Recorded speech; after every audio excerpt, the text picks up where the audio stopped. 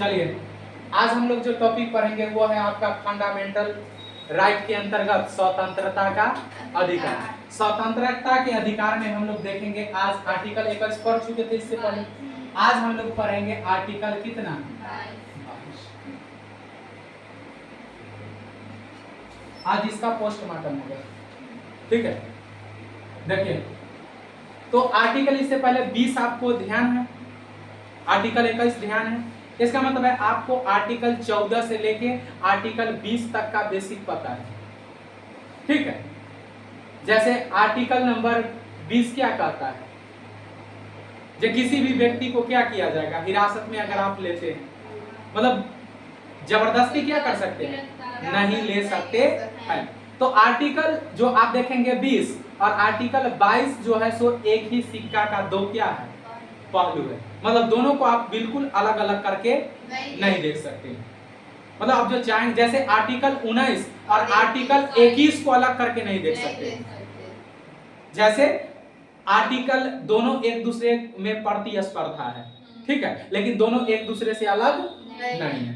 तो अब जो हम लोग पढ़ेंगे पहला पॉइंट, तो आर्टिकल 22 के अंतर्गत में अगर पहला पॉइंट लिखेंगे तो पहला पॉइंट आप लिखेंगे मनमानी, लिखिए मनमानी हिरासत में लेने, मनमानी हिरासत में लेने, मनमानी हिरासत में लेने एवं मनमानी हिरासत में लेने एवं बंदी बनाए जाने, बंदी बनाए जाने के विरुद्ध, हिरासत में लेने एवं बंदी बनाए जाने के विरुद्ध अधिकार, अधिकार, बंदी बनाए जाने के विरुद्ध अधिकार।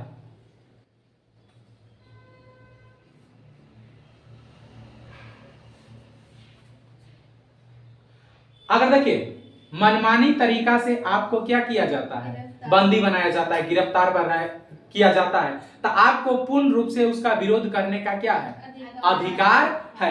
आप देखेंगे तो सबसे पहले, और ये अधिकार जो है आर्टिकल नंबर जो आपका 22 है, ये सिर्फ नागरिक को नहीं है, ये व्यक्ति को भी है।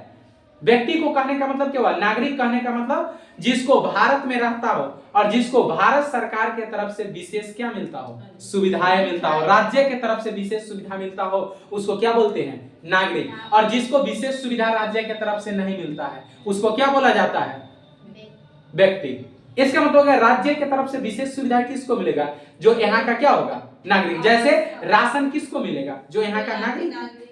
बात आ रहा है समझ में, राशन किसको मिलेगा, जो बाकी योजनाएं हैं उसका लाभ किसको मिलेगा, यहाँ के शैक्षणिक संस्थान में राज्य की तरफ से डायरेक्ट लाभ किसको मिलेगा, जो भारत का नागरिक है उसको, ठीक है।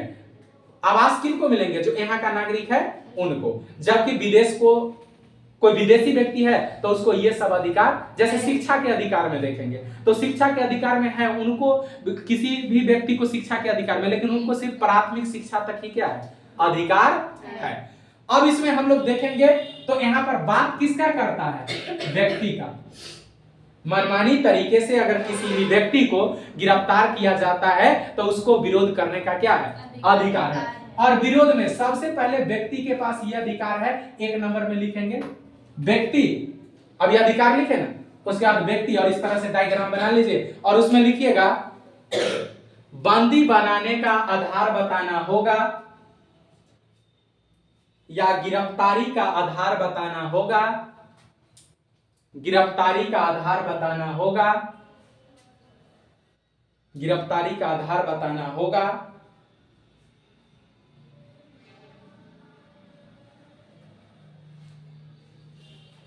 या व्यक्तियों को, या व्यक्तियों को, या व्यक्तियों को, या व्यक्तियों को कारण जानने का अधिकार है या होगा, व्यक्तियों को कारण जानने का अधिकार होगा, व्यक्तियों को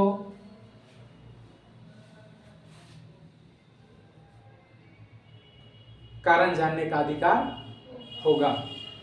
दूसरा नंबर लिखेंगे, अपने पसंदीदा वकील से, अपने पसंदीदा वकील से, अपने पसंदीदा वकील से,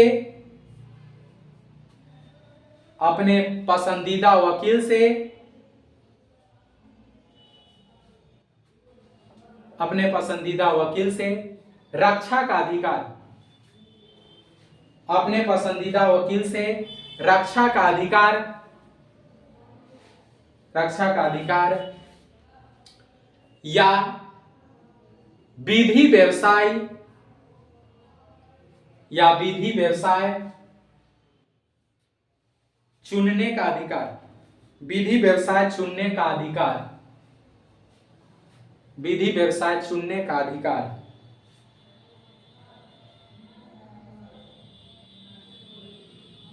अगला लिख लेंगे, 24 घंटे के अंदर, 24 घंटे के अंदर, 24 घंटे के अंदर, 24 घंटे के अंदर उसे निकटतम मजिस्ट्रेट, 24 घंटे के अंदर उसे निकटतम मजिस्ट्रेट, मजिस्ट्रेट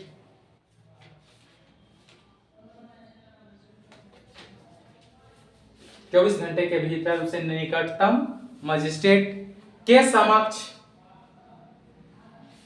के समक्ष उपस्थिति, के समक्ष उपस्थिति, के समक्ष उपस्थिति, के समक्ष उपस्थिति। ठीक है, देखिए तो क्या है, मनमानी तरीके से किसी भी व्यक्ति को गिरफ्तार करने के विरुद्ध क्या है, अधिकार है। इसका मतलब है जो हमारा कानून कहता है या हमारा आर्टिकल नंबर 22 कहता है, किसी भी व्यक्ति को मनमानी तरीका से जो पुलिस है वो हिरासत में नहीं ले सकता है। अब देखेंगे तब अगर किसी को ले रहा है तब सबसे पहले वो किसी भी व्यक्ति को गिरफ्तार कर रहा है तो सबसे पहले गिरफ्तार का क्या करना पड़ेगा, कारण बताना होगा। जैसे आप देखेंगे जे वारंट जारी किया जाता है किसके द्वारा, कोर्ट के द्वारा या मजिस्ट्रेट के द्वारा, मजिस्ट्रेट के द्वारा वारंट जारी किया जाएगा तब किसी भी व्यक्ति को क्या किया जाएगा, गिरफ्तार किया जाएगा। लेकिन देखिएगा आप ध्यान रखिएगा, कुछ मामले में जो होता है सो मजिस्ट्रेट का वारंट जरूरी है, लेकिन कुछ आपराधिक मामले हैं उसमें मजिस्ट्रेट का वारंट का जरूरत पुलिस को नहीं पड़ता है। जैसे अगर सिविल मामले हैं, किसी को जमीन के मामले में किसी को गिरफ्तार करना है या मनी लॉन्ड्रिंग का मामला है, मनी लॉन्ड्रिंग का मामला है तो उसमें किसी को गिरफ्तार करना है तो उसके द्वारा न्यायालय से क्या करना पड़ेगा, मजिस्ट्रेट उसके लिए क्या करेगा, वारंट जारी करेगा, जो उसको उठा लो, मजिस्ट्रेट आदेश देगा। या कुछ जो आईपीएस रैंक के अधिकारी होते हैं उनके पास भी डायरेक्ट अधिकार होता है, जो कोई आईपीएस रैंक का अधिकारी है वो भी आदेश जारी कुछ मामले में कर सकता है। उसके अलावा अगर आप देखेंगे, लेकिन अब वही आपराधिक मामले में देखेंगे, आपराधिक मामला क्या हो गया, जैसे किसी का हत्या हो गया, कहीं पर कोई व्यक्ति हत्या कर दिया और उस व्यक्ति को अगर गिरफ्तार करना है, हत्यारा को गिरफ्तार करना है तो उसके लिए किसी प्रकार के न्यायपालिका का वारंट का जरूरत क्या होता है, नहीं पड़ता है पुलिस को। डायरेक्ट पुलिस उसको क्या करेगा, गिरफ्तार करेगा। या किसी बच्ची के साथ कोई रेप कर दिया, रेप का मामला हो गया, इसका मतलब हो गया आपराधिक मामला हो गया, उस कंडीशन में कारण बताने का जरूरत क्या है, नहीं है। और किसी प्रकार का कोर्ट का मतलब वारंट जैसे कोई चीज जो होंगे उनको बताने का जरूरत नहीं है, सीधे क्या किया जाएगा, उठाया जाएगा। उसके अलावा जिस चीज पर शक होगा पूछताछ के लिए उस सब को पुलिस क्या कर लेगा, उठा लेगा। ठीक है, तो लेकिन कुछ मामले जो है जहां पर आपको गिरफ्तारी का क्या बताना पड़ेगा, ऐसे सिंपल में भी क्या बताना पड़ेगा, कारण बताना पड़ेगा। मैं सैद्धांतिक बात बता रहा हूँ, व्यवहार में क्या है वो अलग बात है, यह ऐसा सैद्धांतिक बात है। जब भी किसी को पुलिस उठाएगा तो गिरफ्तार करने से पहले उसको बताएगा और उस व्यक्ति को जानने का अधिकार है कि जे हमें किस जुर्म में क्या किया जा रहा है, गिरफ्तार किया जा रहा है। और उनका भी दायित्व बनता है जो वो उस चीज को क्या करे, बताए। उनका तो दायित्व बनता है जो सबसे पहले उसको गिरफ्तार करने से पहले बताए कि जे आपको इस जुर्म के लिए, इस विधि के उल्लंघन के लिए आपको क्या किया जा रहा है, गिरफ्तार किया जा रहा है। बता रहे समझ में। दूसरा नंबर में जिस भी व्यक्ति को गिरफ्तार किया गया उसको अपने पसंद का विधि व्यवसाय रखने का क्या है, अधिकार है। विधि व्यवसाय मतलब समझते हैं ना, वकील। अभी देखेंगे यही कलकत्ता वाला रेप केस वाला मामले में देखेंगे, यह है संजय राव है जो मतलब मुख्य आरोपी है अभी तक जो माना जाता है, आगे क्या होगा इतिहास में वो कहना नहीं, लेकिन अभी तक जो मुख्य आरोपी है इसके मामले में क्या हुआ, पूरे भारत में इसका केस लड़ने के लिए कोई तैयार नहीं हुआ, कोई तैयार नहीं। और जब उसका केस कोई लड़ने के लिए तैयार नहीं है तो वो राज्य की जिम्मेदारी होता है जो उसको विधि व्यवसाय क्या करवाए, मुहैया करवाए, ताकि वो अपना भी पक्ष क्या कर पाए, रख सके, वो अपना भी पक्ष क्या कर सके, रख सके। आप जिस देश में, इस देश में आतंकवादी जो था, आपको 26/11 का हमला याद होगा, 26/11 था ना हम लोग के यहाँ, हाँ 26/11 9/11 वहां का था, हाँ 26/11 का जो हमारा हमला था मुंबई ताज होटल, मतलब 3-4 जगह पर हमला हुए थे। इसमें जो 9 गो जो अपराधी था वो तो सब तो को तो मार दिया गया था, 10 गो था, एक बच गया था अजमल का साहब, और पता है कि जो उसको 11 में फांसी दिया गया। घटना कब का था, 8 का घटना था। 3 साल तक उसको भारत में रखा गया और 3 साल तक उसको न्यायिक सुरक्षा दिया गया, हर तरह के, जब तक कोई व्यक्ति आरोपी साबित नहीं हो जाता तब तक उसको हमारे यहाँ दंड का प्रावधान नहीं है। और उसको जब उसका भारत में कोई केस लड़ने के लिए कोई वकील तैयार नहीं था, देखो नहीं लड़ने का कई रीजन हो जाता है, एक तो पब्लिक मोमेंट खराब हुआ, उसी में कोई टारगेट करके वकीलों को क्या कर दिया, टपका दिया, ये भी तो होता है ना, पर मतलब व्यक्तिगत खतरा तो होता है ना, लेकिन उतना आसान बात नहीं है। जैसे आप सुने होइएगा जो किसी पुलिस को मार दिया, किसी दरोगा को मार दिया, किसी एसपी पर चला दिया, आज तक सुने जज पर गोली चला है, सुने आज तक, मतलब आजादी से पहले जो हुआ, आजादी के बाद सुने जब भारत में किसी जज पर गोली चल गया हो या किसी बड़े वकील पर गोली चल गया हो, डिस्ट्रिक्ट कोर्ट का भी जज है तो उसके ऊपर क्या हो सकता है, मतलब क्योंकि अंततः आप न्याय के लिए कहां जाएंगे, वहां जाएंगे। इसीलिए हमारे देश में देखेंगे तो विधायक के ऊपर गोली चल जाता है, सांसद के ऊपर गोली चल जाता है, एसपी के ऊपर गोली चल जाता है, डीएम के ऊपर गोली चल जाता है, लेकिन जज के ऊपर गोली नहीं चल रहा है। इसके पीछे रीजन यही है, ठीक है, क्योंकि फिर अंत में वहां जाएंगे, वहां फिर हो गया आपका कल्याण। इसीलिए देखेंगे न्यायपालिका से ना कोई नेता टकराना चाहेगा, या अच्छा वकील है ना, कोई अच्छे वकील है, अच्छे लेवल का, अच्छे से हर चीज जानता है, तो जल्दी उस पर पुलिस भी हाथ डालना नहीं चाहता है। और जज का बात तो खैर छोड़ दो, ये मैं सिद्धांतिक बता रहा हूं, आप लोग भावनात्मक नहीं होंगे। व्यवहार में तो जो उसको लट के पीछे आगे पड़ जाए उसको फाड़ देता है नीचे से ऊपर तक, बाद में देख लेंगे यार, कोटी थोड़ी है जो किसी को 4 लाख खींच दिए तो फांसी पर लटका देगा, 4 गो बात बोलेंगे, यही कहेगा तुम वर्दी वाला गुंडा अथी हो, गुंडा, ये कहेगा तो फटकार लगा देगा, फर्क दिखेगा। तो यही बात होता है, कुछ आर्थिक दंड लगा देगा, जुर्माना, तो ये होता है इस तरह का। वो व्यवहारिक बात हुआ, सिद्धांत में ऐसा नहीं है, ठीक है। तो 1 नंबर में तो आपको अपने पसंद का विधि व्यवसाय से बात करने का, अपना बचाव के लिए, अपना पक्ष रखने के लिए, अपने हिसाब से विधि व्यवसाय रखने का अधिकार है। आर्टिकल कितना के तहत, 22 के तहत। फिर देखेंगे किसी भी व्यक्ति को गिरफ्तार किया जाएगा तो यह आर्टिकल कहता है 24 घंटा के अंतर्गत उसको किसी नजदीकी मजिस्ट्रेट के समक्ष क्या करना पड़ेगा, पेश करना पड़ेगा। अब नजदीकी मजिस्ट्रेट के समक्ष पेश करने का मतलब समझे, मतलब कोई भी मजिस्ट्रेट के सामने, मतलब कि जो उसको क्या किया जा सकता है, और उसमें जो है सो आने जाने का समय क्या है, शामिल नहीं है, आने जाने का समय शामिल नहीं। आने गिरफ्तारी हुआ उसमें आने जाने का समय छोड़ के, आने अगर उस 24 घंटा के अलावा 5 घंटा जाने में लगा और अपराधी 29 घंटा में वहां हाजिर किया जाएगा, कोई बात नहीं, या जिस पर आरोप है उसको वहां हाजिर किया जाएगा, कोई दिक्कत। कई बार तो आप देखेंगे, और पुलिस को किसी को लुढ़काने के लिए 24 घंटा ज्यादा है कि कम है, 24 घंटा तो उसको जखनी तक क्या कर देगा, ठास देगा। और नजदीकी में डिफाइन नहीं है, जो अगर यहाँ पर किसी का गिरफ्तार हुआ तो हाजीपुर के न्यायालय में ही ले जाया जाएगा, और किसी को अगर यहाँ मन हुआ कि जो नहीं इसको यहाँ के न्यायालय में नहीं लेना है, पश्चिम चंपारण ले जाना है, बेतिया ले जाना है, बेतिया पश्चिम चंपारण के ले जाना है, या पटना ले जाना है, या मान लो इधर आ जाओ, या मान लो अपना राज्य से दूसरे राज्य है, क्योंकि यहाँ न्यायपालिका तो हमारे यहाँ क्या है, निरपेक्ष है। मतलब वो सबसे ऊपर जो है वो, अगर इसको लगा कि पटना हाई कोर्ट में नहीं ले जाना है, ले जाना है डायरेक्ट दिल्ली हाई कोर्ट में, आप समझ जाइए यहाँ से दिल्ली जाने में कितना घंटा लगेगा,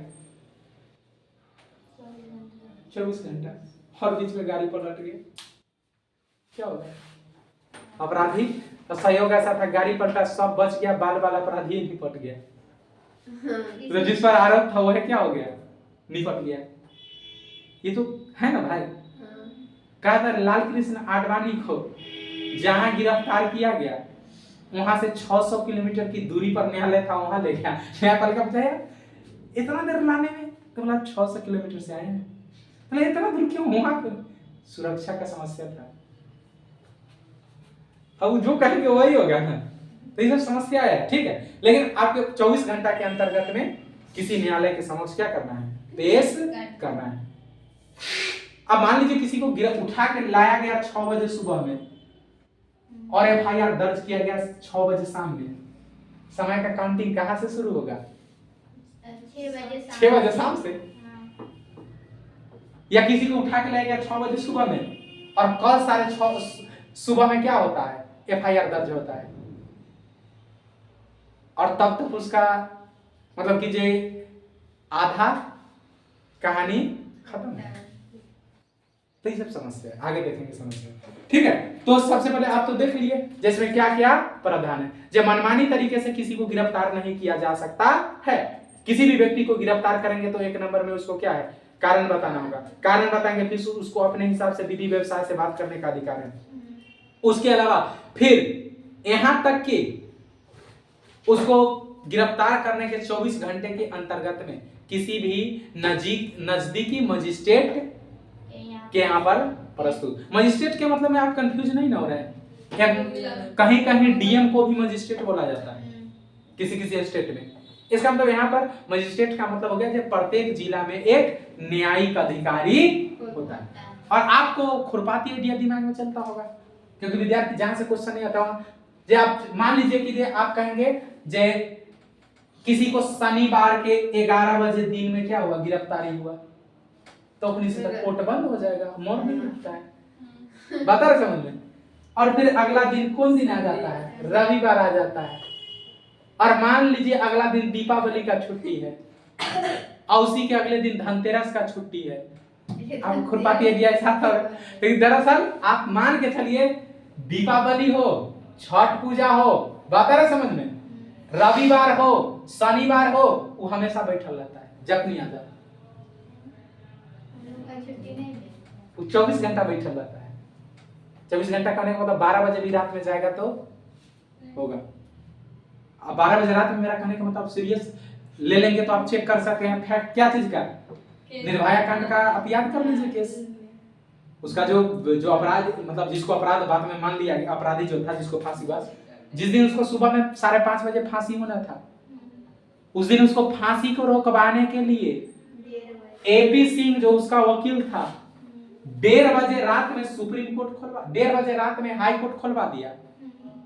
उससे पहले 10-11 बजे रात में डिस्ट्रिक्ट कोर्ट खोला, डिस्ट्रिक्ट कोर्ट कुछ नहीं किया, बोला नहीं जो है ठीक है। उसके बाद हाई कोर्ट गया दौड़ते, हाई कोर्ट को 11:30 बजे खोलवा दिया। हाई कोर्ट भी बोला कि नहीं फांसी होगा तो होगा, नहीं रोक सकते। उसके बाद सुप्रीम कोर्ट गया 1:30 बजे रात में, 1:30 बजे रात में सुप्रीम कोर्ट को खोलवा दिया।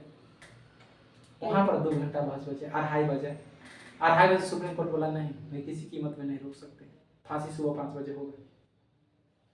बात आ रहा समझ में। उसके बाद उस समय पे 3:30 बजे भोर में राष्ट्रपति के पास चला गया, क्योंकि अंतिम रूप से फांसी का सजा माफ करने का अधिकार किसके पास है, राष्ट्रपति भी नहीं माना। फिर व्यक्ति 5:30 बजे सेंट्रल जेल में पहुंचा जहां उसके अपराधी को फांसी मिलना था। इसका मतलब क्या है, वही तो है विधि का शासन है।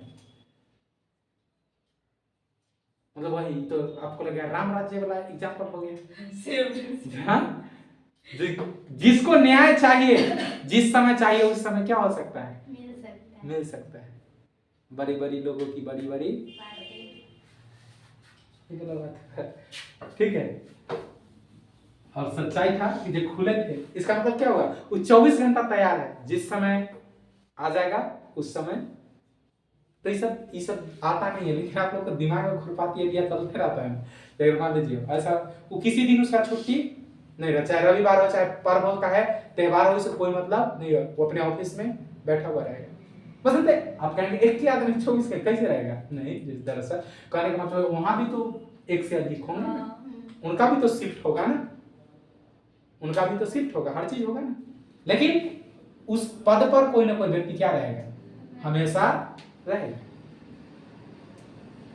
चलिए, ये सब तो बात हुआ सैद्धांतिक बात। अब इसका ये सारी चीज आप देख लिए, इस सब पक्ष में था, इसका कुछ अपवाद भी है, इस आर्टिकल का कुछ क्या है, अपवाद भी है। अगर आप अपवाद देखेंगे, क्या देखेंगे, अपवाद, अपवाद, ये अधिकार आपको विदेशी व्यक्ति को नहीं है, विदेशी व्यक्ति नहीं, विदेशी शत्रु, विदेशी शत्रु,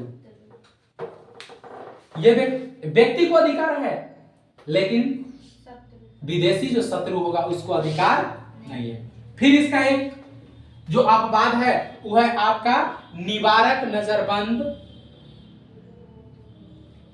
निवारक नजरबंद में बंदी बनाए गए लोग। हाँ, निवारक नजरबंद में बंदी बनाए गए लोग,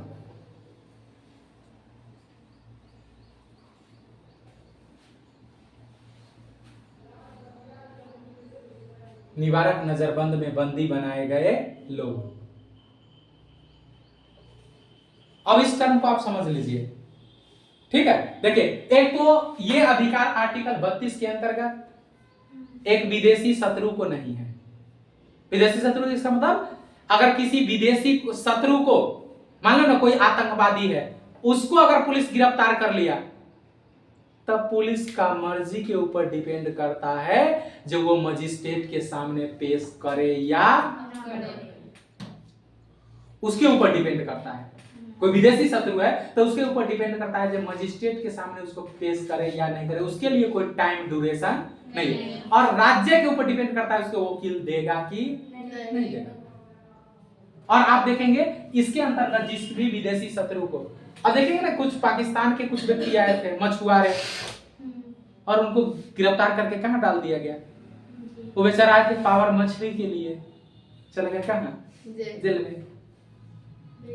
कुछ व्यक्ति सलमान खान से मिलने आ गए थे बॉर्डर छड़प के, उनको थोड़ी पता था कि जो भारत में आर्टिकल 22 है से भारतीय संविधान में, और उनको गिरफ्तार कर लिया गया और उनको डाल दिया सलाखों के पीछे, और वो कई साल से जेल में है। न्यायालय में पेश नहीं हुआ, डायरेक्ट डाल दिया। उनको थोड़ी आर्टिकल कितना पता था, 22 पता था। जो वहां के संविधान में आर्टिकल कितना है, 22 है। जो हमारे लिए ऐसा हो सकता है, नहीं पता था, डाल दिया उठा के उनको, घूरते रह गया भारत, मिलते रह गया सलमान खान से। आई तो कहानी मतलब तय है।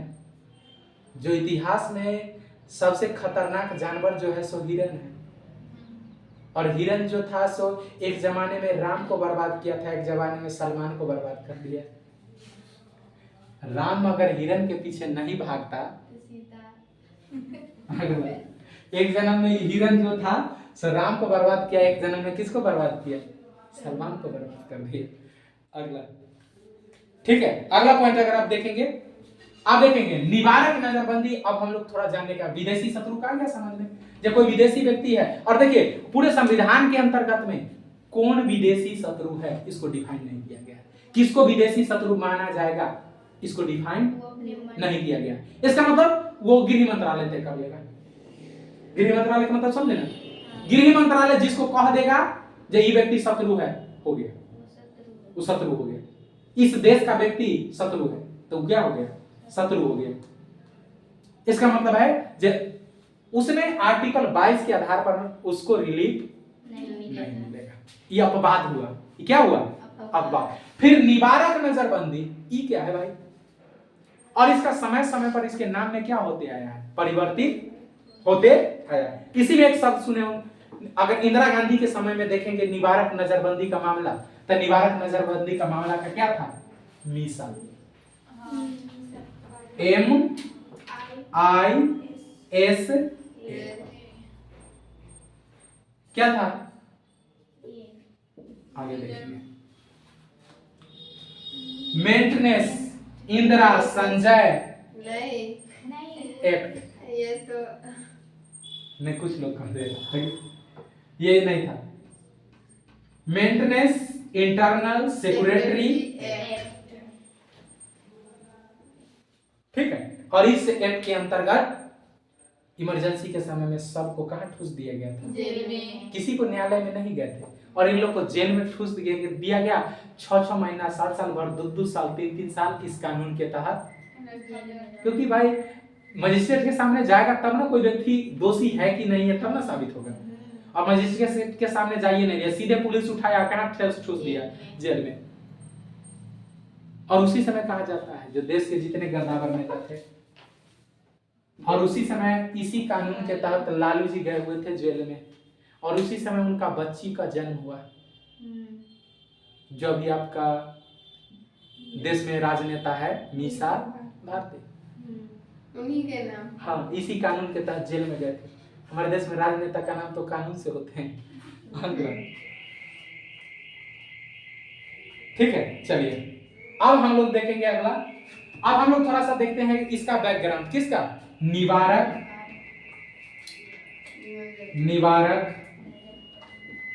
नजरबंदी। निवारक नजरबंदी, इसके 2 एंगल है, मतलब 2 प्रावधान है इसके अंतर्गत। 2 आधार पर किसी भी व्यक्ति के ऊपर यह कानून लागू हो सकता है। एक है दंडात्मक निरोध। दंडात्मक निरोध,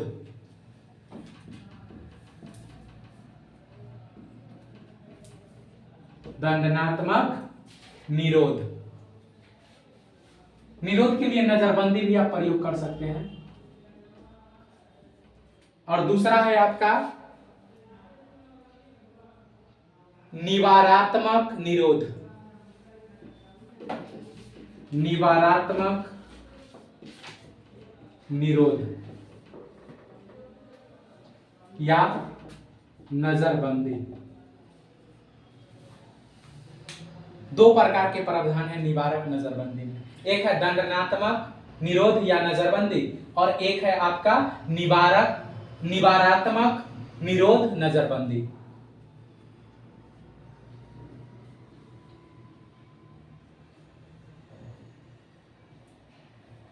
हो गया? अब पहला पॉइंट लिख लीजिएगा, इसको थोड़ा देख लीजिए जो इसमें क्या क्या प्रावधान है। दंडात्मक निरोध, इसमें पहला पॉइंट लिखेगा, विधि के उल्लंघन के बाद, विधि के उल्लंघन के बाद, अगर आप विधि का उल्लंघन करेंगे, कानून का उल्लंघन करेंगे, तो उस आधार पर आप इसके तहत क्या हो सकते हैं? आपके ऊपर निवारक नजरबंदी लागू हो सकता है। तो पहला लिख लेंगे विधि के उल्लंघन के बाद। विधि के उल्लंघन के बाद, विधि के उल्लंघन के बाद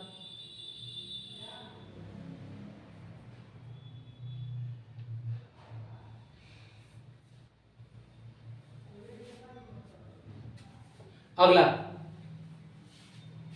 न्यायिक प्रक्रिया। न्यायिक प्रक्रिया, न्यायिक प्रक्रिया।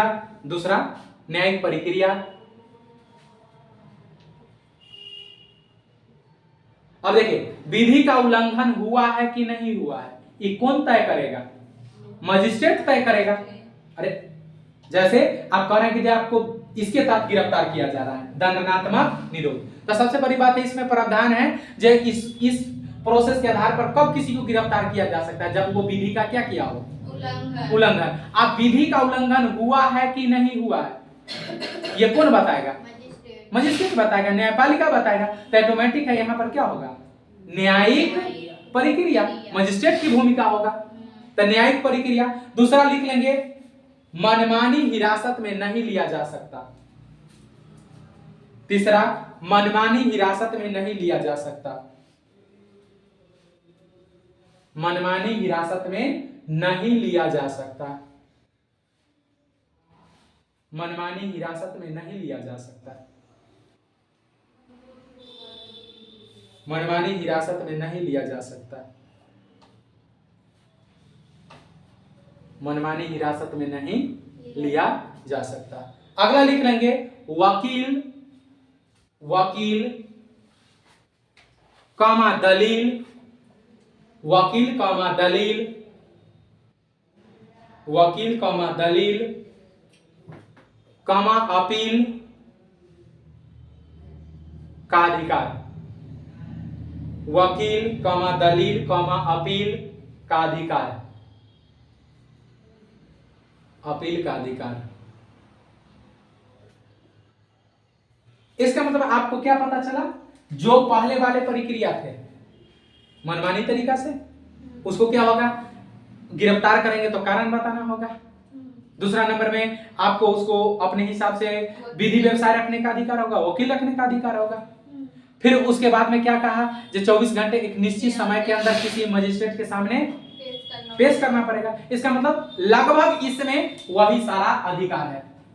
निवारक नजरबंदी के इसके अंतर्गत इसमें गिरफ्तार तब ये किया जाएगा जब विधि का उल्लंघन करेंगे। तो भाई विधि का उल्लंघन हुआ है कि ना हुआ है, ये कौन तय करेगा? व्यक्ति का भीड़ तय करेगा, समूह तय करेगा, पुलिस तय करेगा, कौन तय करेगा? न्यायालय तय करेगा। जैसे हम लोग अभी कहते हैं ना, रेप के केस के मामले में, ये कलकत्ता हाईकोर्ट के मामले में पूरा देख रहे हैं कितना चक्का जाम चल रहा है, कितना आंदोलन चल रहा है।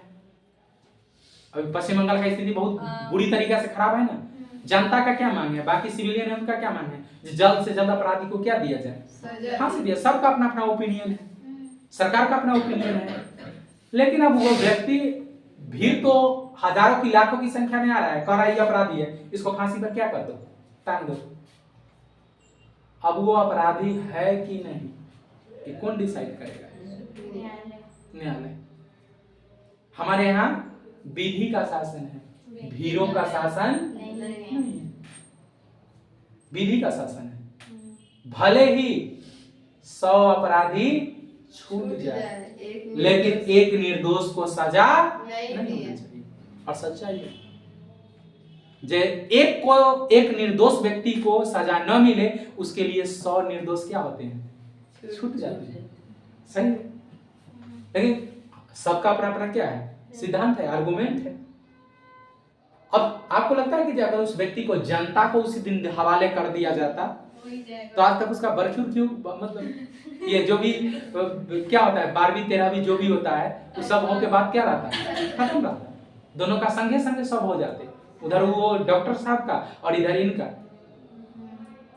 बात है समझ। लेकिन हमारे यहाँ भीड़ों का शासन, मतलब भीड़ का शासन, विधि का शासन, लॉ तय करेगा। जिसको जो जिम्मेदारी दिया गया है वो तय करेगा जब कोई व्यक्ति अपराधी है या नहीं है। हम, आप, मीडिया वाला, पुलिस वाला पहले ही कह देते हैं क्या ये व्यक्ति क्या है? अपराधी है। एक बोला तो सही बोला, वही बोला, एक बोला सब बोला क्या है? राजा बोला रात है, रानी बोला रात है, मंत्री बोला रात है, संतरी बोला रात है। सुबह सुबह की बात। अगर सही बात है भाई, वही तो हुआ ना। इसका मतलब क्या हुआ? अगर एक गलत शब्द को 1000 बार दोहरा दिया जाए तो वो क्या लगने लगता है? सही लगने लगता है। लेकिन वो रियलिटी में है क्या? एक संभावनाएं तो बनता है। हो सकता है कि जो यहाँ पर कोई दूसरा को व्यक्ति आरोपी हो, कोई दूसरा को आरोपी हो, किसी को जानबूझ के क्या किया जा रहा है? मतलब इसका फायदा उठा के पूर्वाग्रह का शिकार उसको बनाया जा रहा है। तो जब तक उसका पूर्ण रूप से जांच नहीं हो जाएगा, जब तक साबित नहीं हो जाएगा, तब तक ठीक है, अब अगला पॉइंट हम लोग, तो इसमें क्या होगा, मनमानी तरीके से किसी को हिरासत में नहीं लिया जाएगा, विधि का उल्लंघन हुआ है कि नहीं इसको चेक कौन करेगा, मजिस्ट्रेट चेक करेगा। उसके बाद में फिर देखेंगे इसको अपील, दलील और वकील का अधिकार। अपील, दलील, वकील का मतलब समझे ना, जब वही हुआ जब आपको एक तो विधि व्यवसाय चाहिए, इसका मतलब है अगर आपको डिस्ट्रिक्ट कोर्ट कोई कठोर सजा सुना दिया तो उसके लिए आप अपील कहाँ कर सकते हैं, हाई कोर्ट में। हाई कोर्ट कठोर सजा सुना दिया तो उसके लिए आप कहाँ जा सकते हैं, सुप्रीम कोर्ट। और सुप्रीम कोर्ट कोई कठिन सजा सुना दिया, राष्ट्रपति। और राष्ट्रपति सुना दिया तो सीधे हम राष्ट्रपति, उसका कोई विकल्प नहीं। ठीक है, अब यहाँ पर तो दंडात्मक नजरबंदी आपको आ गया समझ में। अब हम लोग लिखेंगे निवारात्मक निरोध नजरबंदी। निवारात्मक निरोध नजरबंदी, निवारात्मक निरोध नजरबंदी, निवारात्मक निरोध नजरबंदी।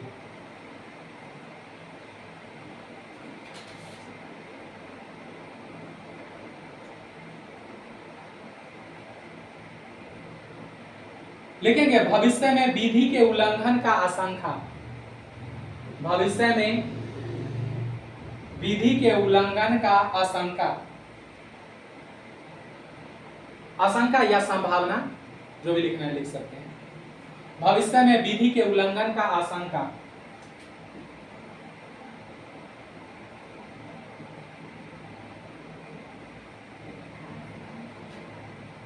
अगला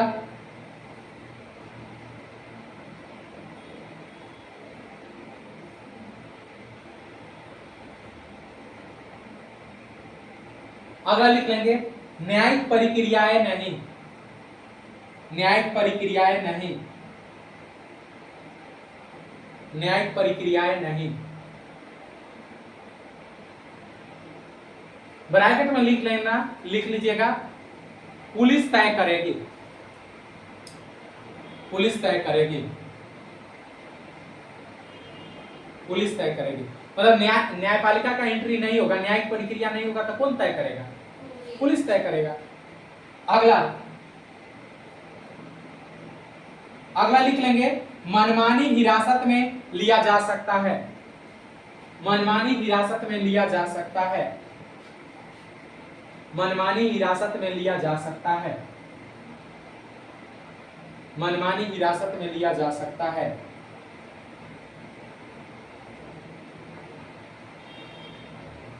मनमानी हिरासत में लिया जा सकता है। अगला न वकील, न दलील, न अपील, न वकील, न दलील, न अपील।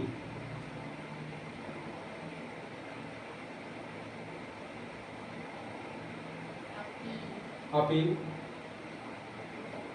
आपको याद होना चाहिए जो ब्रिटिश जमाने में जो रॉलेट एक्ट आए थे क्या थे, यही था काला कानून। उसको काला कानून यहाँ बहुत विरोध प्रदर्शन, ये एक तरह का क्या हुआ, उसमें तो उसमें भी तो वही था, न वकील, न दलील, न अपील। जिस पर शक है राज्य को, सरकार को, पुलिस को, वो उठा के उसको कहाँ डाल दे, जेल में। न कोई न्यायिक प्रक्रिया होगा, इसका मतलब पुलिस तय कर लेगा। और इसका मतलब है कि जो और पुलिस किसी को मनमानी तरीके से क्या कर सकता है, उठा सकता है। तो निवारात्मक निरोध या नजरबंदी के अंतर्गत क्या किया जाता है, किसी भी व्यक्ति को गिरफ्तार करने के लिए किसी प्रकार का कारण बताने का जरूरी नहीं है, और इसको भविष्य में आपसे खतरा है। जैसे अभी पुलिस, आप यहाँ से निकले, आप यहाँ से निकले बैग लेके और रोड पर गए और उधर से राज्य आ गया, राज्य मतलब समझ में आ गया, पुलिस आ गया और बोला कि चलो गाड़ी पर बैठो। आपको तो लगता होगा कि जैसे कुंभ का मेला ले जाएगा कि, और ले गया तिहाड़ जेल में और रख दिया। वहां पूछ रहे हैं क्यों लाए हो, क्योंकि वहां का भी स्थिति देखिए, वहां वही सब व्यक्ति थे जिनका नाम सुनते थे, बड़े चैनल पर आते हैं, इस व्यक्ति ने 5 व्यक्ति रेप किया, और वही व्यक्ति वहां पर आपको भेंट हो गया। लग रहा है ये व्यक्ति ने 10 लोगों को मर्डर किया, वही व्यक्ति को देख रहे आप, लग रहा है यार कहाँ लेके रख दिए। तो बोला कोई बात नहीं, आपको जो है सो हमें भी भविष्य में लगता है कि आप भी 10 लोगों को मर्डर करेंगे, आप भी क्या करेंगे, राज्य के लिए खतरा बन जाएंगे। हमें पता इस बात का चला है, जो आप आतंकवाद का ट्रेनिंग ले रहे हैं या सोच रहे हैं, उसके पास कोई प्रूफ नहीं है, इसका मतलब मनमानी किया जा सकता है, आपको फंसाया जा रहा है। राज्य मनमानी आपके ऊपर क्या है, कर सकता है। राज्य का मतलब पुलिस, पुलिस आपके ऊपर मनमानी क्या है, कर सकता है। फिर मनमानी तरीके से हिरासत में ले सकता है, और इसमें ना आपको वकील मिलेगा ना दलील मिले। वकील नहीं मिला तो फिर दलील और अपील का संभावना आता कहां से? अरे आपके लिए अपील भी कौन करेगा? तो ना इसमें अपील मिलता है, ना वकील मिलता है, ना दलील। इसका मतलब हो गया ये जस्ट लाइक ये हो गया काला कानून। और किसी लोकतांत्रिक देश के लिए ये क्या है, उचित नहीं। यहां तक किसी को कोई प्रॉब्लम? तो मुख्य रूप से आर्टिकल का जो सकारात्मक और नकारात्मक पक्ष था यही था। उसका कुछ अपवाद भी देखें। अब नीचे आप लोग पॉइंट बना के लिखिएगा, भारतीय संविधान के अलोकतांत्रिक लक्षण। भारतीय संविधान के अलोकतांत्रिक लक्षण। अलोकतांत्रिक मतलब समझे ना, जो लोकतंत्र के लिए सुटेबल नहीं है, लोकतंत्र के लिए अच्छा नहीं है। भारतीय संविधान के अलोकतांत्रिक लक्षण मतलब भारतीय संविधान में कुछ चीजें ऐसे हैं जिसको देखने के बाद लगता है कि जो एक अच्छे लोकतांत्रिक देश में इसको नहीं होना चाहिए था।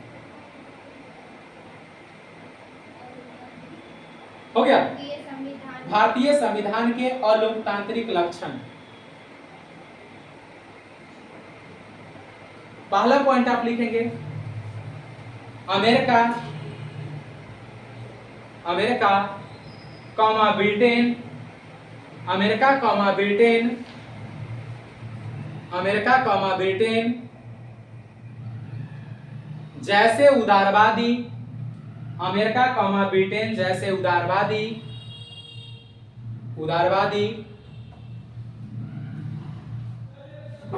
अमेरिका कॉमा ब्रिटेन जैसे उदारवादी लोकतांत्रिक देशों में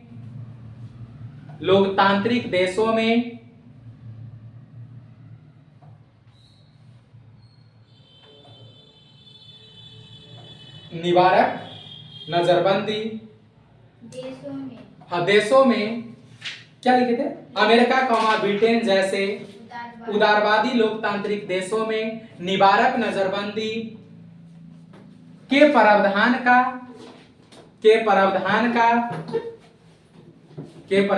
का कोई स्थान नहीं है, प्रावधान का कोई स्थान नहीं है, वहां इसका प्रयोग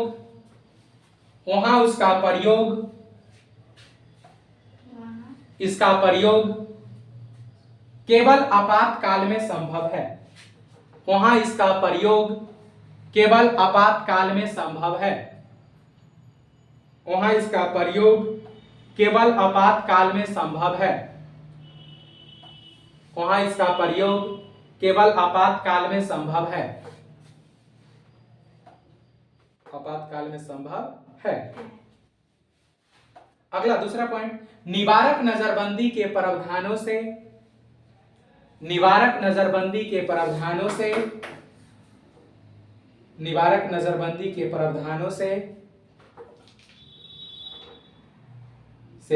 मूल अधिकार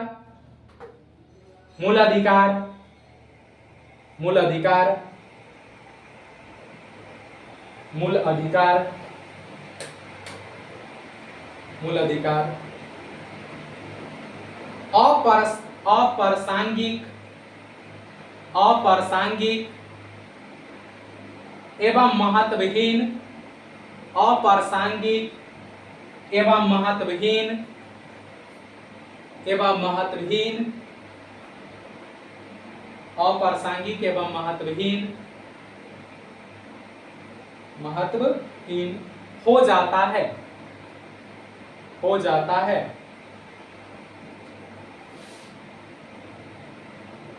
हो जाता है। अगला पॉइंट, इस प्रावधान से इस प्रावधान से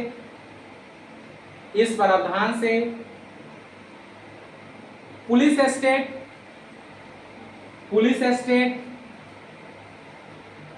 मतलब पुलिस राज्य, पुलिस स्टेट, उसको अंडरलाइन कर लीजिएगा, police state underline, police state की स्थापना होती है, पुलिस स्टेट की स्थापना होती है और विधि के शासन का प्रावधान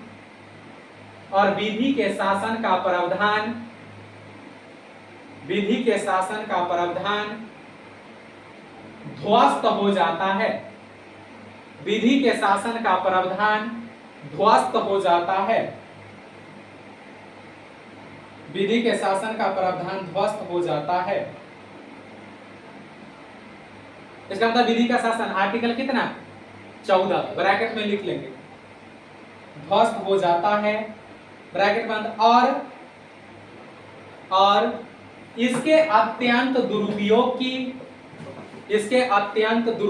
की संभावना है, इसके अत्यंत दुरुपयोग की संभावना है, इसके अत्यंत दुरुपयोग की संभावना है।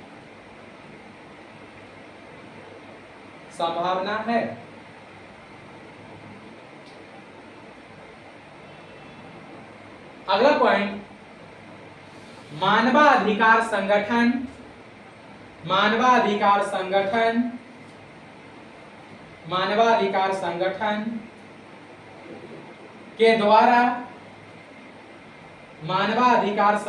के द्वारा निवारक नजरबंदी, मानवाधिकार संगठन के द्वारा निवारक नजरबंदी के प्रावधान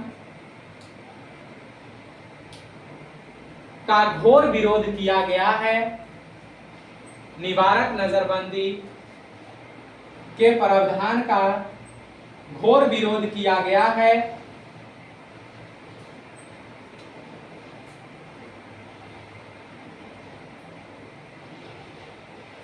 उसी में पूरे स्टॉप देख लिखेगा, राष्ट्रीय मानवाधिकार आयोग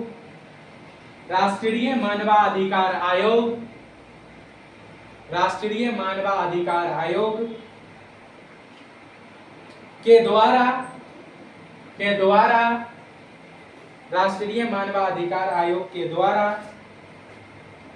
निवारक नजरबंदी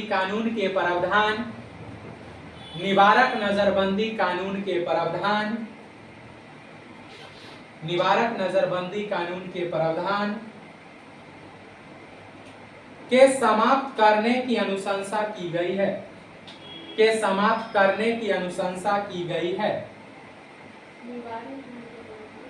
कानून के प्रावधान को समाप्त करने की अनुशंसा की गई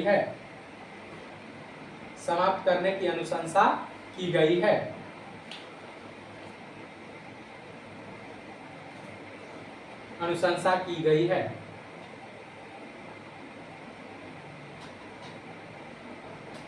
हो गया।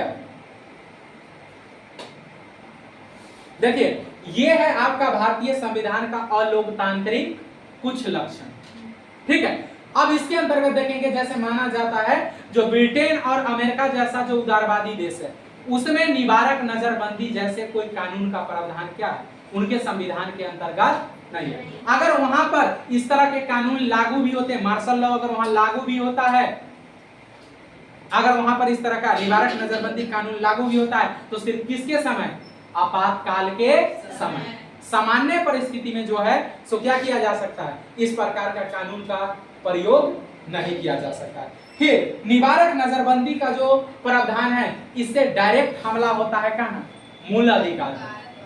यहाँ पर क्या होता है, सबसे बड़ी बात है जो विधि का जो शासन है वो ध्वस्त हो जाता है, क्योंकि डायरेक्ट पुलिस उठा के किसी को क्या कर दे, शक के आधार पर सिर्फ। अब शक के आधार पर किसी को कैसे आप गिरफ्तार कर सकते हैं भाई, किसी के माइंड माथा पर लिखा हुआ है। जैसे आप निकले यहाँ से, कह रहा है कि मैं जानता हूं तुम्हारे दिमाग में चल रहा है, तुम आतंकवादी संगठन से जुड़ने का क्या कर रहे हो, सोच रहे हो। यार ये कौन तर्क हुआ, कहाँ लिखा हुआ है, मैंने कहाँ ऐसा सोचा? बोला नहीं, तुम नहीं समझोगे, हम समझते हैं। और तुमसे देश का क्या है? खतरा है। राज्य के ऊपर तुमसे क्या है? खतरा है। ये तो हो गया। अब इस देश में मूल अधिकार रहा कि खत्म नहीं हो गया? खत्म हो गया। तो इससे मूल अधिकार पर नकारात्मक प्रभाव पड़ता है और मूल अधिकार का वैल्यू क्या हो जाता है? इसके सामने खत्म हो जाता है। जबकि एक लोकतांत्रिक देश में विधि का शासन है, सबको क्या है? बराबर अधिकार है। ठीक है। उसके अलावा अगर आप देखेंगे तो कई मानवाधिकार संगठन जो है उनका मानना है कि जो निवारक नजरबंदी कानून जो है सो अपने आप में क्या है? गलत है। और कहीं ना कहीं इस कानून के द्वारा व्यक्ति का जो मूल अधिकार है, फंडामेंटल राइट है, उसको पूरी तरह से खत्म हो जाता है। और कई बार आप देखेंगे इसका बड़े लेवल पर मानवाधिकार आयोग इसका क्या करता है? विरोध करता है। और उसने कई बार ये भी सिफारिश किया है कि जो निवारक नजरबंदी जो कानून है इसको क्या किया जाना चाहिए? खत्म किया जाना चाहिए, क्योंकि एक अच्छे लोकतांत्रिक देश के लिए ये मतलब उचित नहीं। ठीक है। अब देखिए, ये तो हुआ आपका अच्छी बात है, लेकिन इसका कुछ बुरा बात भी है, तो इसका कुछ नकारात्मक पक्ष भी है। अब नकारात्मक पक्ष क्या हो सकता है? राज्य के पास कुछ अधिकार क्या है? होना चाहिए। नहीं तो आपके देश में जो देखेंगे ये किसी से छुपा हुआ नहीं है। जब स्वर्ण मंदिर वाला जो कांड देखेंगे, क्योंकि स्वर्ण मंदिर में क्या घुस गया? आतंकवादी घुस गया। और इंदिरा गांधी को पता लगा कि जो यहाँ तो जो वो अकाली दल वाले हैं वो सब क्या हो गए? घुस गए। जो खालिस्तानी समर्थक है वो घुस गए और उसमें पूरी तरह से, जबकि सिविलियन को पता नहीं है। सिविलियन जा सकता है वहां पर, क्या कर सकता है? पूजा कर सकता है, आ सकता है, लेकिन उसके ऊपर तो किसी तरह खतरा कर सकता है ना, गिरो। अब जरूरी था कि जो सबको पकड़ के हम कहां डाल दें? जेल में डाल दें। तो कई बार आप देखेंगे कि जो राज्य में कुछ कानून होते हैं तो बशर्ते उसका क्या होना चाहिए? मिसयूज। तो ऑटोमेटिक है, कानून है तो कंफर्म है कि जो उसका क्या होंगे? कुछ ही यूज होंगे तो कुछ क्या होंगे? तो यूज हुआ तो सही है, लेकिन वही मिसयूज हो गया तो गलत हो गया कि कोई निर्दोष व्यक्ति को क्या कर दिया गया? उसका भविष्य क्या हो गया? खत्म हो गया। तो कई बार इसका मतलब कुछ सकारात्मक भी पक्ष है और कुछ नकारात्मक भी पक्ष है। ठीक है। अब देखेंगे कि जो इसको संघ और राज्य के स्तर पर कब कब इसका क्या किया गया है? प्रयोग किया गया है। एक साइड लिख लीजिएगा संघ और एक साइड राज्य।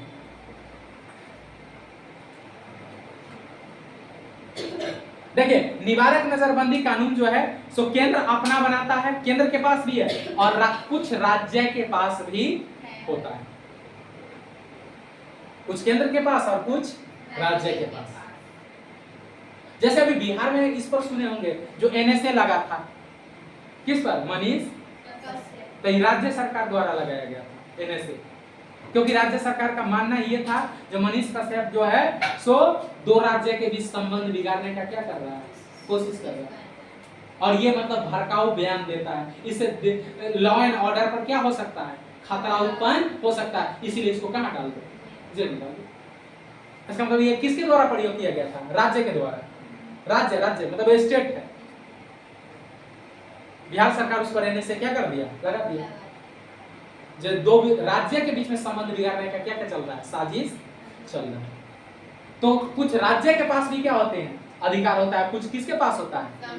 केंद्र के पास है। तो केंद्र सरकार कब लगाता है इस चीज को अगर आप देखेंगे तो अखंडता, मतलब देश की क्या संप्रभुता, अखंडता पर क्या है? खतरा आए तो आप लिख सकते हैं ये देश में जब लग जाता है देश के संप्रभुता, या देश लिखने के बजाय आप राज्य लिखो, क्योंकि संविधान में आपको पता है राज्य का कहीं जिक्र नहीं किया गया। तो आप लिखेंगे हाँ, राज्य की संप्रभुता और एकता पर अखंडता।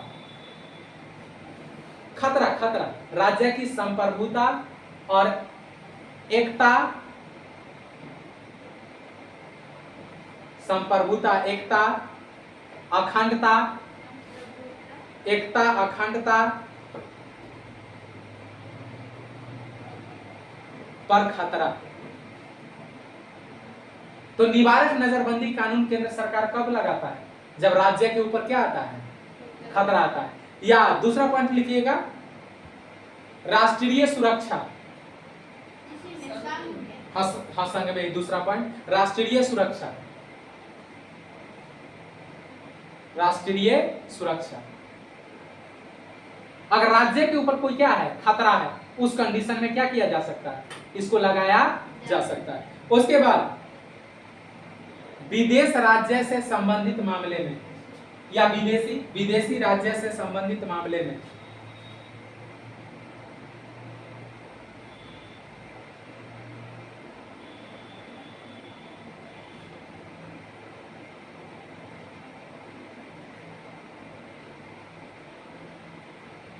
देखेंगे पहली बार जो 1950 में क्या हुआ था? निवारक नजरबंदी का प्रावधान लागू किया गया था। लिख लेंगे 1950 में निवारक नजरबंदी कानून का मामला पहली बार। हाँ, 1950 में निवारक नजरबंदी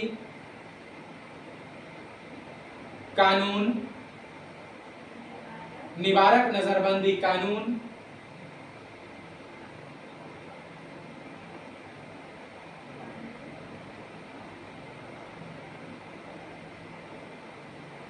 का मामला पहली बार। एक मिनट, थोड़ा सा यहाँ पर हमको लगता है कुछ क्या लिखे थे?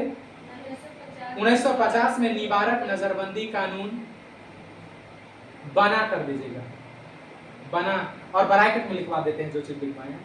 1950 में निवारक नजरबंदी कानून बना, और ब्रैकेट में लिख लीजिएगा पहला मामला गोपालनवाद। आपको गोपालनवाद किस समझाया गया था? जिस समय आर्टिकल 19 समझाया गया था और आर्टिकल 21, दोनों में एग्जांपल उसका आया था ना, जो उसका मामला क्या चीज से जुड़ा हुआ था? हाँ, गोपालनवाद। जब 1950 में आपका कानून बना निवारक नजरबंदी कानून, और जब इससे रिलेटेड पहला जो आपका एके गोपालन थे, आप व्यक्ति का नाम सुने होइएगा, अरुण कुमार गोपालन, अरुण कुमार गोपालन उनका नाम था। तो एके गोपालन का जब मामला आया था पहली बार, तो इसमें हुआ था क्या? वो एक थोड़ा मार्क्सिस्ट व्यक्ति थे।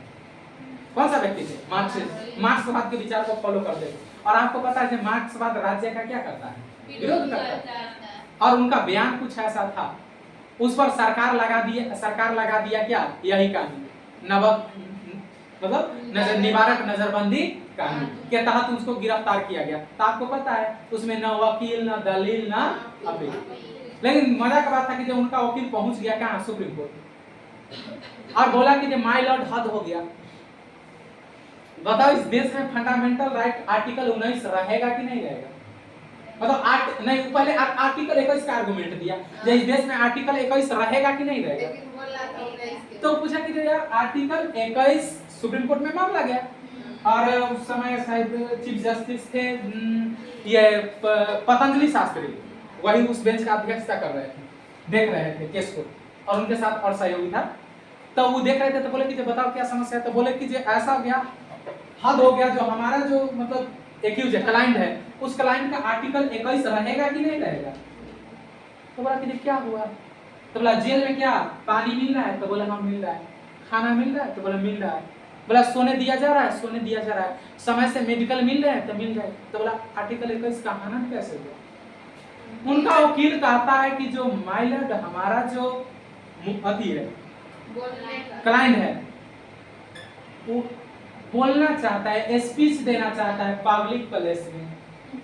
और पतंजलि शास्त्री कहती थी अच्छा ये बताइए वकील साहब, जे बोलने का संबंध आर्टिकल 21 से है कि आर्टिकल 19 से है? व्यक्ति का स्वतंत्रता का संबंध आर्टिकल 19 से है कि क्या है? कि 21 से है? इसका तो प्रावधान आर्टिकल क्या है? इसका मतलब हुआ जो आर्गुमेंट दे रहा था और जज साहब का जो आर्गुमेंट था, दोनों टकरा गया। आर्टिकल 19 और 21 में क्या हो गया? टकराव हो गया। जज न्यायपालिका का मानना था आर्टिकल 19 अलग है और आर्टिकल 21 अलग है। लेकिन आपको और ये जो आर्गुमेंट दे रहा था ये कह रहा था नहीं, एक ही सिक्का का दो पहलू है। आप आर्टिकल 19 और 21 को अलग करके आप किसी सिक्का में एक साइड देखे हैं? अब कोई ऐसा पेज दिखाइए जिसमें एक साइड हो, ऐसा कोई किताब का पेज दिखाइए जिसमें एक साइड, हमको दूसरा का साइड से मतलब नहीं, ऐसा कोई हो ही नहीं सकता है। कोई भी ऐसा वस्तु नहीं है जिसका दूसरा पहलू क्या हो, एक साइड है तो कंफर्म है, दूसरा साइड क्या है, तो वो कहा है कि दोनों को आप अलग करके नहीं देख सकते हैं। सुप्रीम कोर्ट कहा नहीं, आप गलत बोल रहे हैं। आर्टिकल 21 का आर्टिकल 19 से कोई संबंध नहीं है, दोनों बिल्कुल क्या है अलग है। और बाद में आप देखेंगे किसके मामले में, एक गोपालन बाद में तो ये हो गया था, उसी के बाद आया गोलकनाथ मामला आया था, उसके बाद मिनर्वा मिल्स आया था, बात है सुनने। और सबका जो मामला फिट हुआ केशवानंद भारती। जितने बात को इस समय में सुप्रीम कोर्ट खारिज किया 1951 में, उस सारा चीज को 1973 में क्या कर लिया, मान लिया। कितना साल के बाद, 22 साल के बाद। जितना एक गोपालन आर्गुमेंट यहाँ पर दे रहे थे उस सब आर्गुमेंट को सही, और सुप्रीम कोर्ट कहा कि जो नहीं, आर्टिकल 21 और आर्टिकल 20 बिल्कुल अलग, दोनों को अलग करके नहीं देख सकते। फिर सरकार भौचक्का होके कहता है उस समय तो बोला उस समय छोड़ो, समय समय की बात, ठीक है, सबका समय बदलता है। अगला पॉइंट, इसके बाद अगला अधिनियम जो आया था इसके अंतर्गत लिखेगा राष्ट्रीय सुरक्षा अधिनियम 1950। राष्ट्रीय सुरक्षा अधिनियम 1950। राष्ट्रीय सुरक्षा अधिनियम 1950 बनाया गया था। ये भी दरअसल किसके जैसा था, निवारक नजरबंदी जैसा कानून ही था, जिसमें मतलब वही शक के बिना पर व्यक्ति को क्या कर देना, उठा के डाल देना। उसके बाद अगला लिखेंगे आप 1971 में बना था कौन, मीसा। 1971 में कानून इंदिरा गांधी बनाए थे मीसा,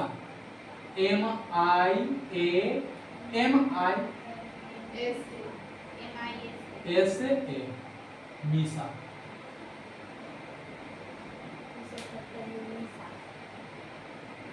मेंटेनेंस इंटरनल सिक्योरिटी, ठीक है, मीसा। और मीसा की कहानी आप लोग को समझा चुके हैं और कितना बार सुन चुके हैं, तो इस पर ज्यादा जोर देने की जरूरत नहीं है। उसके बाद 1974 में एक कानून बना था कोके पोसा। कोके पोसा, हाँ 1974 में कोके पोसा, हाँ कोके पोसा, फोसा फोसा पोसा नहीं सर, कोके फोसा, हाँ ये भी एक वही कानून था, निवारक नजरबंदी के तहत ये भी कानून बनाया गया था, जिसके बिना पर व्यक्ति को क्या है, देखो जैसे जैसे आप नीचे बढ़ते जा रहे हो ना भाई, जैसे जैसे नीचे बढ़ते जा रहे हैं ना, ऊपर का कानून, ऊपर का जो प्रावधान है वो क्या होता है, नए कानून जब भी आते हैं इसके मामले में, निवारक नजरबंदी के मामले में, पुराने कानून में या तो संशोधन हो जाते हैं या नहीं तो क्या हो जाते हैं, बदल जाते हैं, खत्म हो जाते हैं। तब 1971 में जो मीसा था उसको खत्म कर दिया गया 1974 में, और उसके जगह पर क्या लाया, कोके पोसा। अगर इसको शॉर्ट फॉर्म में देखेंगे तो लिख सकते हैं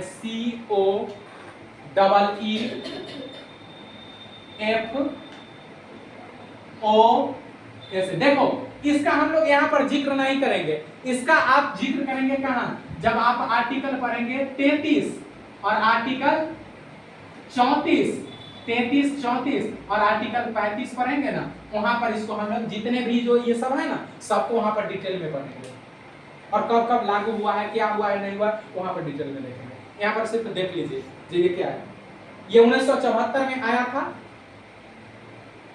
कोके पोसा। फिर 1985 में एक आया था TADA, हाँ TADA, इसी में संजय दत्त को गिरफ्तार किया गया था। संजय दत्त के ऊपर कई आरोप लगे थे, मतलब आतंकवादी गतिविधियां से जुड़ा हुआ। इसी कानून के तहत संजय गांधी को लंबे समय का क्या मिला, सजा मिला था। दरअसल सच्चाई ये था कि जो संजय गांधी जो था, संजय दत्त, संजय पसंद आया, हीरो नायक। अब ये थोड़ा मतलब अलग किस्म का व्यक्ति था, बड़े बाप का बेटा था, सांसद का बेटा था। हाँ, बड़े बाप का बेटा था। तो जानते हैं कि जो बड़े का बाप का, अब जो व्यक्ति पद पर होता है, प्रतिष्ठा पर होता है, जैसे कई बार आप देखेंगे ना, आईएएस से ज्यादा पावर में ओकर भाई जाता है। कोई व्यक्ति आईएएस रहता है, कोई एसआई है, दरोगा है, तो ओकरा से ज्यादा परिवार में ओकर चच्चा रहता है, ओकर भाई रहता है, ओकर भतीजा रहता है, ओकर बेटा रहता है। क्योंकि उन लोग को थोड़ी कानून पता है। उनको तो लगता है बस आईएएस का मतलब हो गया कि जे इस पृथ्वी पर का ब्रह्मा विष्णु और महेश हो गया। नहीं, वो है, बाकी कुछ भी करेंगे तो तीनों मिलके कंट्रोल कर लेगा, क्योंकि तीनों का प्रॉपर्टी उसने है। और ब्रह्मांड में कुछ भी उसको कंट्रोल करने के लिए तीनों के अलावा किसी का चलता नहीं है। और उसको आईएएस में, घर में कोई आईएएस बन गया तो उसमें उसको तीनों रूप दिखाई देता है, और वो बेचारा को कोई खुशी नहीं है। क्यों? क्योंकि उनको सारे प्रावधान, अपना औकात उनको क्या है पता है। वही वाला बात होता है जो आपको हर चीज होते हुए कमबख्त गालिबों ने कह दिया तुम किसी काम के नहीं हो, वरना मैं भी एक दिन काम का था। बात है सोचे, ठीक है। किसी ने कह दिया कि तुम क्या हो, कोई काम का नहीं तो हम भी क्या थे, काम थे। उसके बाद अगला, इसके बाद 1985 के बाद 2 अध्यादेश आया था। एक आया था POTA, इसको क्या करेंगे, पोटा, पोटा। 1985 के बाद हाँ, ये आया था आपका। इसका अधिनियम आया था पोटा का 2001 में अधिनियम आया था, और ये कानून बना था 2002 में। अध्यादेश आया था। अध्यादेश क्या होता है आप लोग को बताए थे ना, जो राष्ट्रपति या राज्यपाल के पास अध्यादेश जारी करने का क्या होता है, शक्ति होता है। 2001 में अध्यादेश, हाँ, और इसको देखेंगे फिर 2004 में खत्म कर दिया गया। 2004 में खत्म।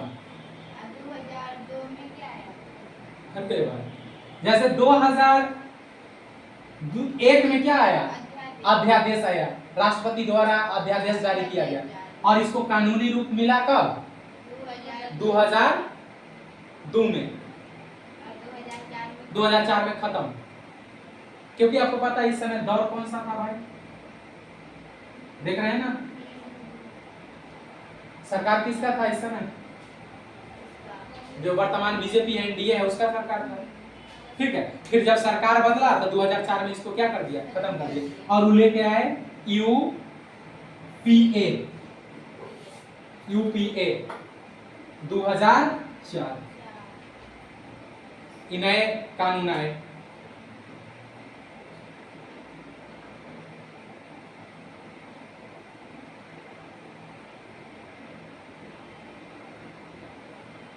और अभी वर्तमान में यह कानून आपका क्या है, चलो ठीक है। ये सब जितना भी देखे ना, सबको उस समय पढ़ेंगे डिटेल में। अब राज्य में आ जाएगा। राज्य में क्या, लोक व्यवस्था पर अगर खतरा होगा, इसमें ज्यादा नहीं है, राज्य के पास सीमित अधिकार है भाई, राज्य के पास सीमित अधिकार है।